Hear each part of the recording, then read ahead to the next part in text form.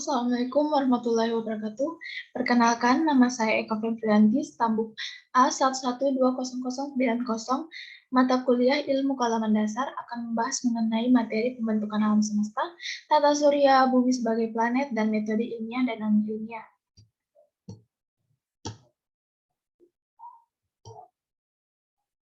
Pembentukan alam semesta. Pengertian alam semesta itu sendiri mencakup tentang makrokosmos dan mikrokosmos dan makrokosmos. Para ahli astronomi menggunakan istilah alam semesta dalam pengertian tentang ruang angkasa dan benda-benda langit lainnya yang ada di dalamnya.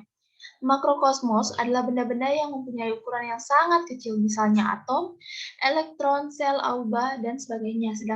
Sedangkan makrokosmos adalah benda-benda yang mempunyai ukuran yang sangat besar, misalnya bintang, planet, dan galaksi. Manusia sebagai makhluk Tuhan yang berakal budi dan sebagai penghuni alam semesta selalu tergoda akan rasa ingin tahunya untuk mencari penjelasan tentang makna dari hal-hal yang diamati. Dengan diperoleh berbagai pesan yang beraneka ragam, cahaya dari benda-benda langit yang sampai di bumi, timbullah beberapa teori yang mengungkapkan tentang terbentuknya alam semesta. Teori tersebut dibedakan menjadi yang pertama, teori keadaan tetap. Teori ini berdasarkan prinsip kosmologi sempurna yang menyatakan bahwa alam semesta dimanapun dan bila manapun selalu sama. Berdasarkan prinsip tersebut, alam semesta terjadi. Teori ini menyatakan bahwa tiap-tiap galaksi yang terbentuk tumbuh menjadi tua dan akhirnya mati. Jadi, teori ini beranggapan bahwa alam semesta itu takkan terhingga besarnya dan tak terhingga tuanya. Yang kedua, teori ekspansi atau teori konstruksi. Teori ini berdasarkan adanya suatu siklus dari alam semesta, yaitu masa ekspansi dan masa kontraksi. Siklus diduga ini terlalu berlangsung dengan diketahui kecepatan radiasi galaksi-galaksi dengan bumi. Dari memotret hasil satelit, maka dapat dikatakan bahwa semakin jauh jarak galaksi terhadap bumi, makin cepat pula galaksi tersebut terhambat bumi. Hal ini sesuai dengan garis spektra yang menuju pandangan gelombang lebih besar, yaitu ke arah merah yang disebut dengan pergerakan merah, pergeseran merah. Hasil penemuan yang menguatkan teori bahwa alam semesta selalu beraspirasi dan berkontraksi. Siklus tersebut telah terjadi dalam waktu 30.000 juta tahun dalam masa ekspansi tersebut galaksi serta bintang-bintang lainnya. Yang ketiga, teori ledakan besar. Menurut teori ini, pada mulanya alam semesta berupa sebuah atom purba yang berisi semua materi dalam keadaan yang sangat padat dengan suhu yang sangat tinggi.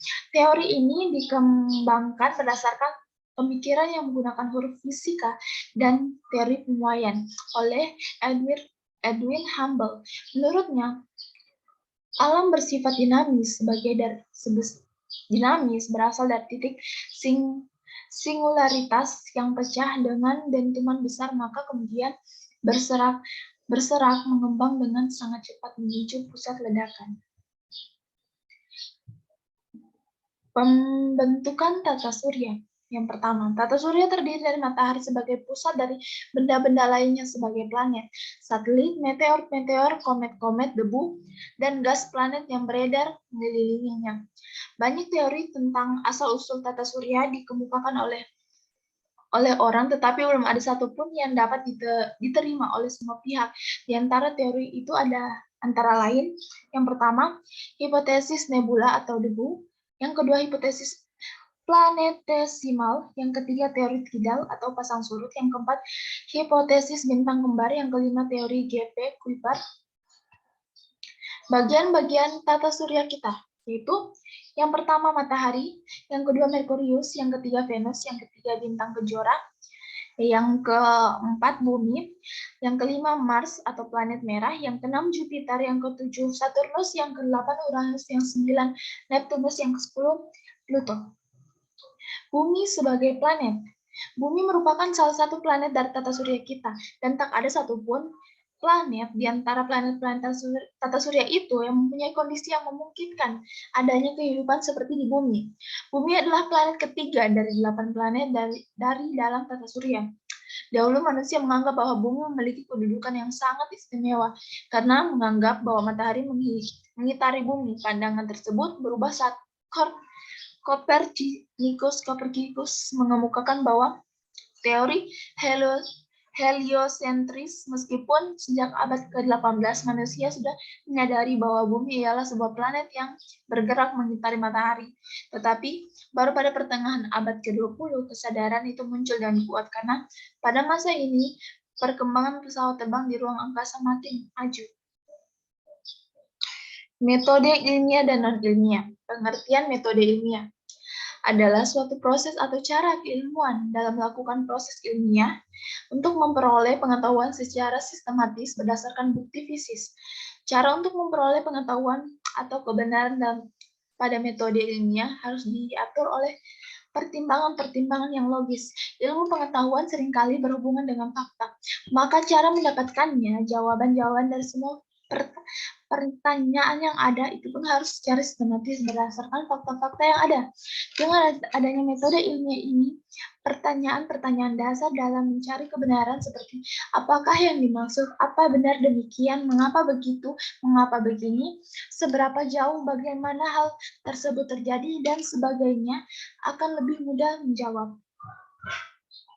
Kriteria yang termasuk ke dalam metode ilmiah adalah berdasarkan fakta, bebas dari prasangka, menggunakan prinsip analisa, menggunakan hipotesa, menggunakan ukuran objektif, yang terakhir menggunakan teknik kuantifikasi.